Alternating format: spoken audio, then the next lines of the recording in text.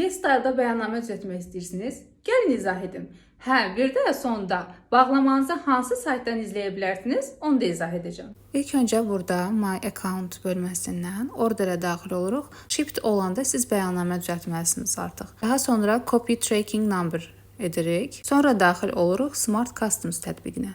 Buradan plus işarəsinə basaraq biz özümüz yaratmalıyıq bəyannaməni. Daha sonra bura nömrəmizi qeyd edirik. Sonra bura Tracking ID-ni qeyd edirik. Buradan Azərpoçt seçirik. Göndərən ölkə olaraq isə Malayziya seçirik. Çünki bu kod Malayziyaya aiddir və məhsul Malayziyadan Azərbaycana göndərilir. Satıcı olaraq isə YesStyle əlavə et. Daha sonra buradan kosmetik vasitələri seçirik. Buradan mən digəri seçəcəm. Burada ümumi invoice qiymətini qeyd edirəm. Daha sonra valyutanı dollar olaraq seçirəm. Daşınma xərci isə 0 olduğu üçün burada 0 qeyd edəcəm. Daha sonra bunu klikləyirəm və təsdiqlə.